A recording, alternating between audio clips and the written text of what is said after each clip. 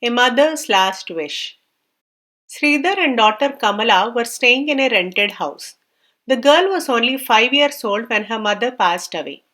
The responsibility of bringing her up then fell on Sridhar's shoulders. He looked after her as best as he could within the meager income he was earning. She grew up and it was now time she was given away in marriage. But a wedding meant money, and Sridhar wondered from where he would collect all the money needed for her marriage. Suddenly, he faced another problem. Their house owner called on him and told him that he was raising the rent. Sridhar, you have been paying me only 100 rupees for a long time. That's too little for this house. So I want you to pay me 200 rupees from now on. I shall come back in the evening for the advance rent. If you don't want to pay me that much, you may leave this place.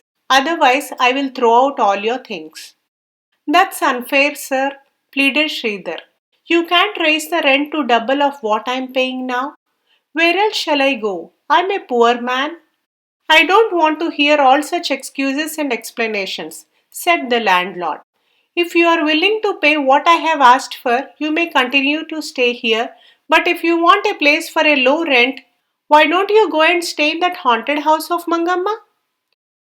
Sridhar realized that his house owner was being adamant. All right, I shall give you my decision by evening. After seeing off the man, Sridhar also got ready to go for work. After he too went away, Kamala got out in search of a house. She knew that they could not afford a high rent, so she went in search of the haunted house. Mangamma was generous by nature. If she came across anybody suffering from want, she went all out to help him or her. It was now 3 years since she died. Her son Gopal continued to stay in the house. There was a maid to cook food for him besides a few other servants. 3 months after Mangamma died, one night the servants saw an apparition and they thought it was Mangamma. The next morning they all left the place telling Gopal that they would not like to live in a haunted house. He was left all alone. Kamala gathered all this information before she went to that place. Undaunted, she knocked on the door. Gopal was about to go out locking the house. She told him of their predicament. He felt pity for the girl and her father. The son, like his mother, was kind hearted. Of course, I have portion to let out. You can have it and I will continue to stay in the other portion. You must have already heard about this place that it has been haunted by my mother. So only if you don't have any objection you may come and stay here. For that matter, we don't believe in ghosts, said Kamala. We only don't want living beings to bother us. Gopal smiled. He handed the key to her and went away. Kamala took a good look at the portion they would be occupying. She removed all cobwebs, swept the floor, and mopped it clean.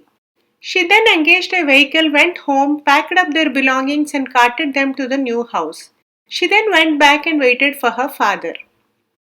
When he came, she led him to Mangamma's house. He was cross with her.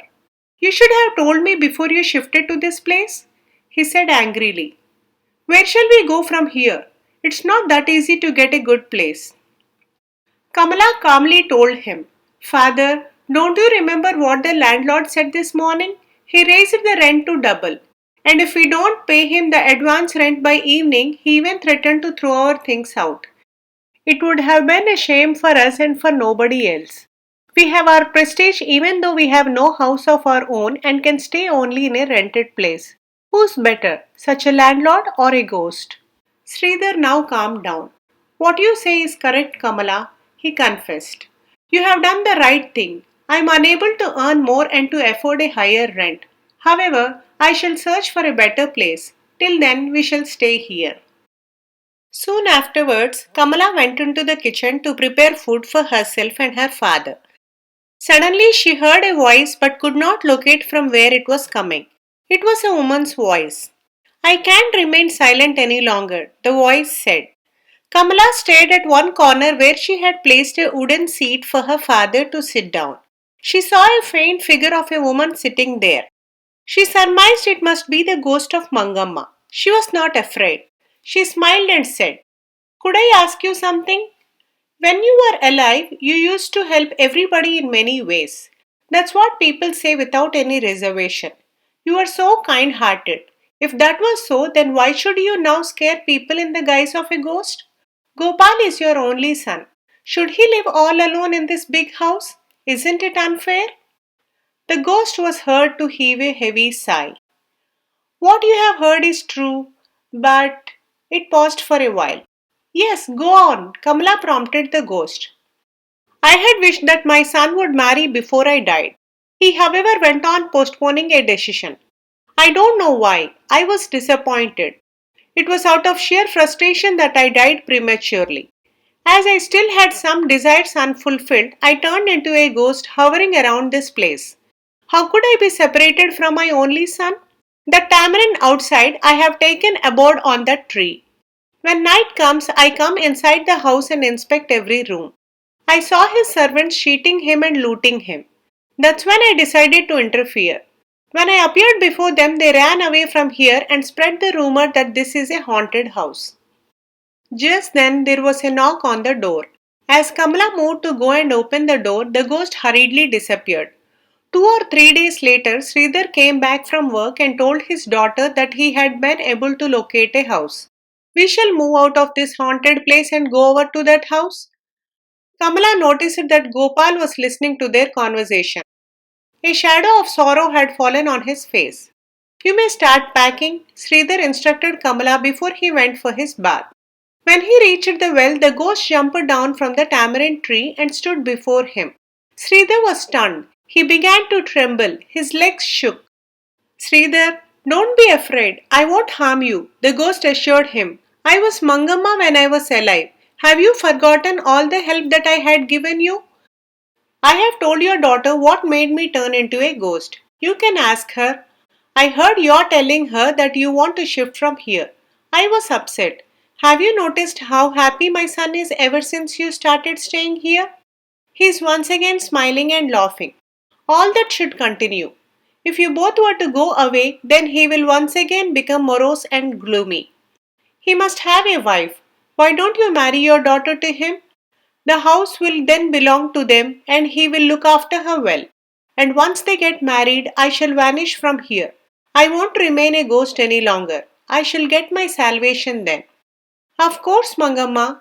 I do remember all the help you have extended to me, said Sridhar. I am grateful to you for all that. I cannot reject your wish. Let it be so. Ah, how happy I am, cried the ghost in ecstasy. I am quite satisfied. It then disappeared. Sridhar soon finished his bath and sought out Gopal, who was still sitting gloomily in one corner of the house. Gopal, you seem to be upset over the prospect of our shifting from here. Have you any objection if my daughter were to remain in this house forever?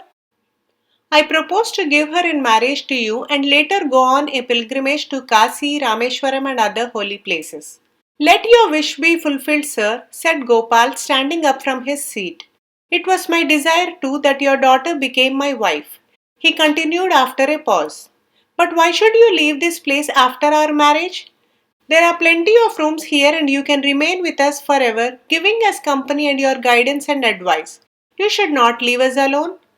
Thus, a mother's last wish was fulfilled. Soon the marriage of Kamala and Gopal took place in a grand manner. Please like, share and subscribe if you enjoyed this video. Do provide your feedback in the comment section below. Thanks for listening.